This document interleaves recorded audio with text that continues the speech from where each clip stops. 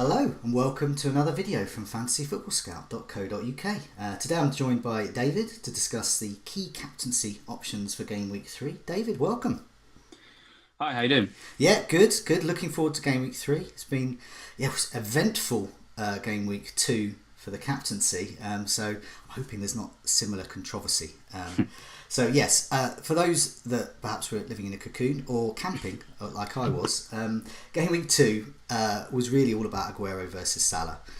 There were rumours in a national newspaper that Aguero might not start, and that prompted some people, myself included, to switch the captaincy to Salah. So all about Aguero Salah.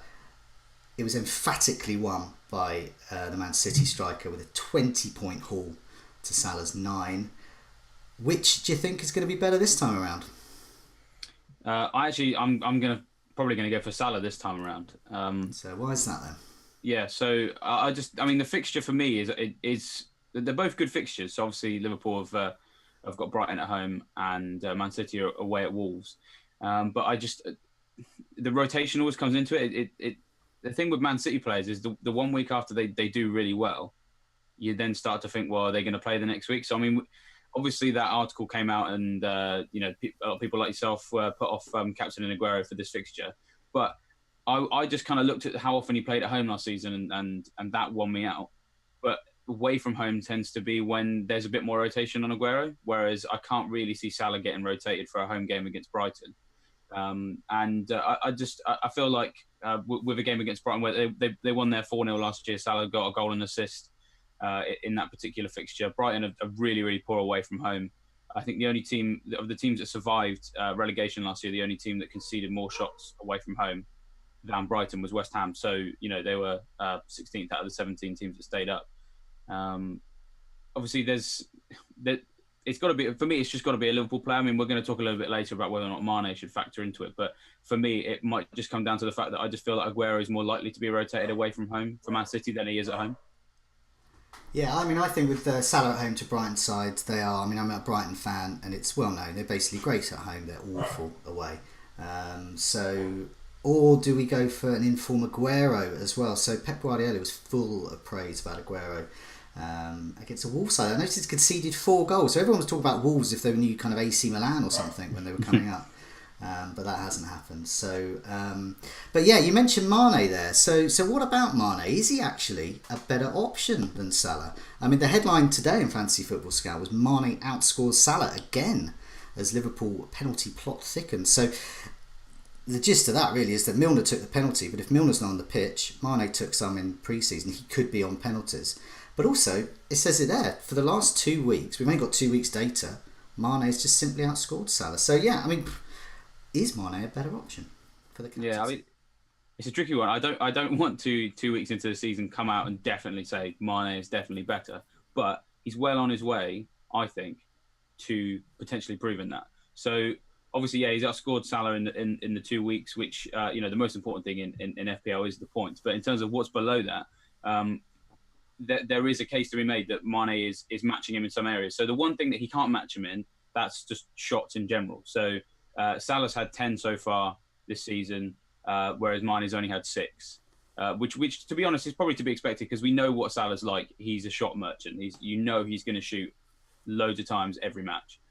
But the key thing is once you filter that down to shots in the box and then shots on target, they're actually the same. So they've both shot 6 times in the box and they've both had 4 shots on target. So obviously that means that Mane's accuracy so far has been higher.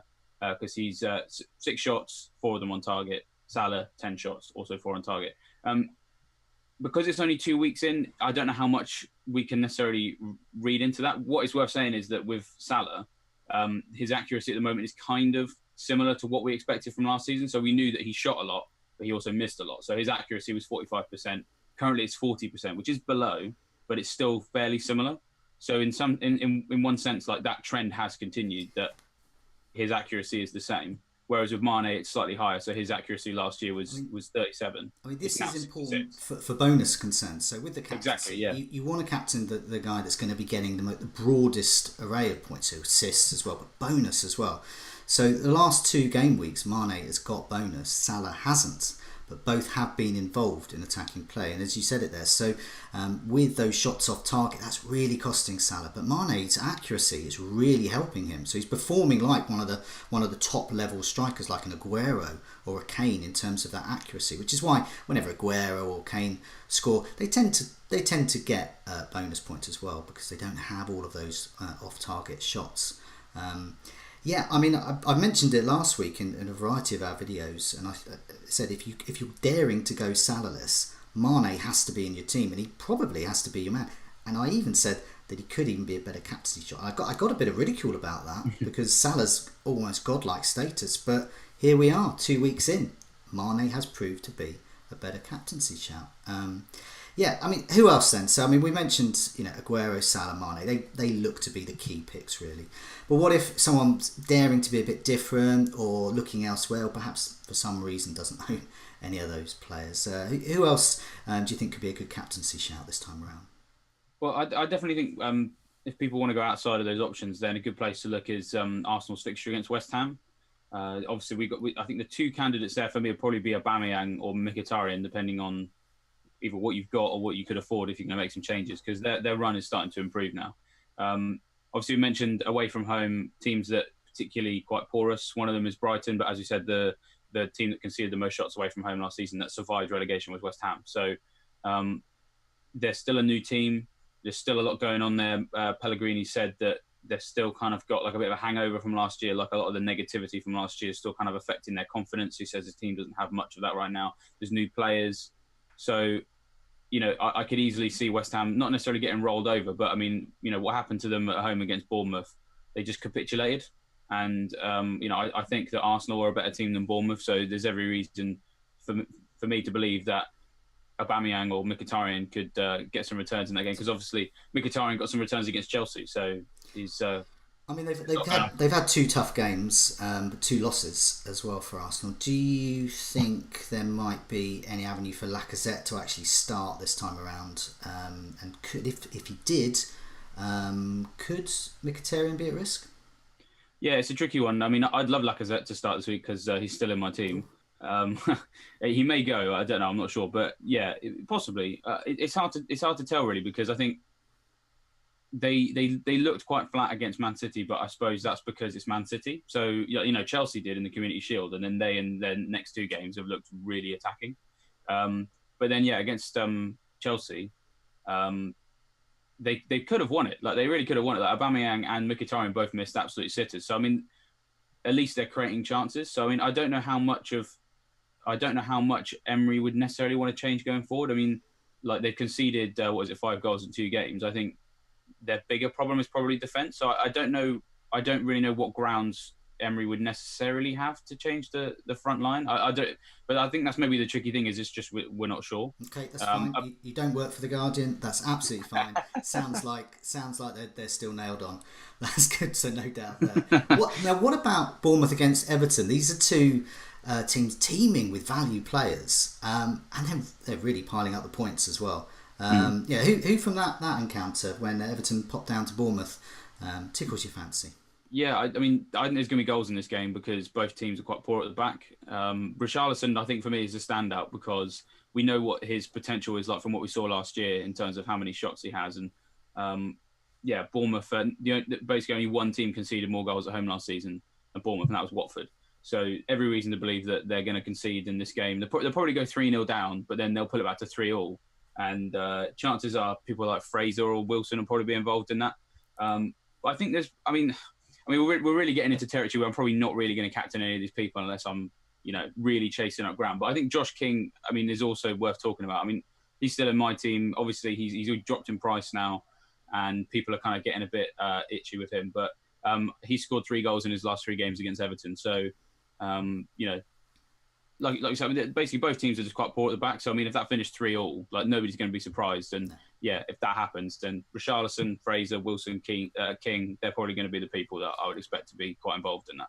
What about over at with Chelsea? Now, Chelsea dropped by Newcastle as well.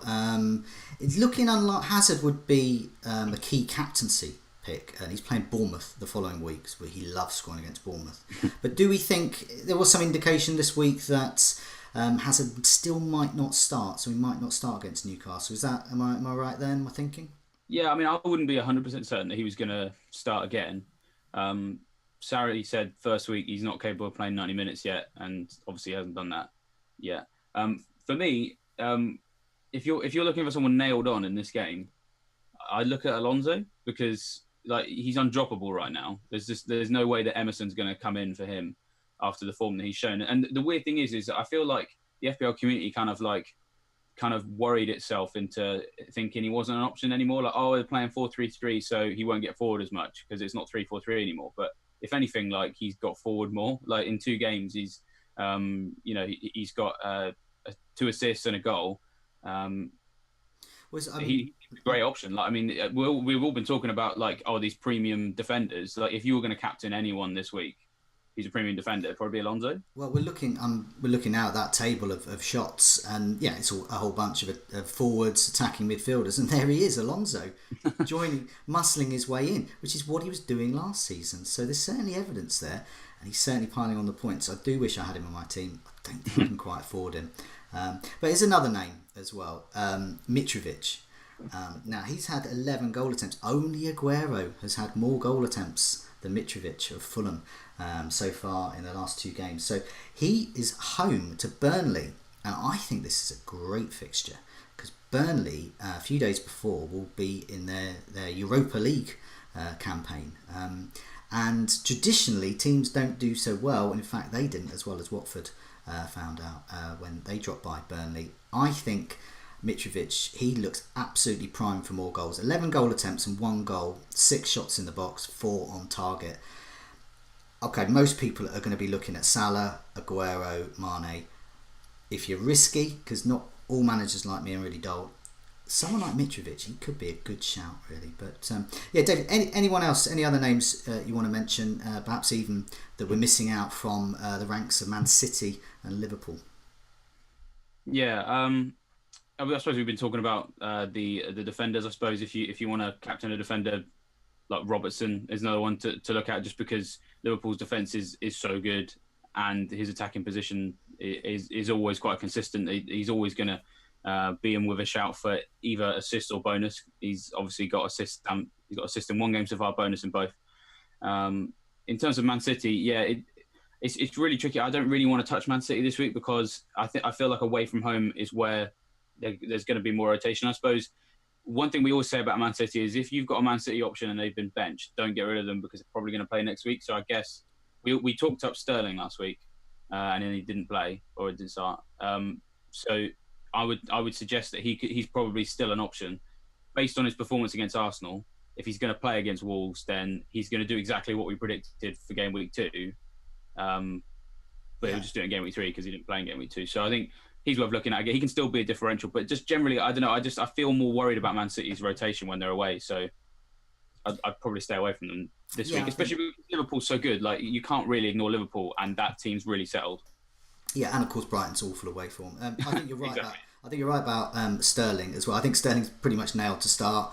A lovely rest. There's no reason to. It was just the way that he wanted to set up at home against Huddersfield. Really wanted Jesus to play. Pep Guardiola did so. Sterling was the man to make way. I can definitely see him starting, and he's pretty good away. So yeah, so Sterling, another option there. But for now, David, thanks so much for that. It's great to get those captaincy options going, and good luck for the game week. Yeah, and you too.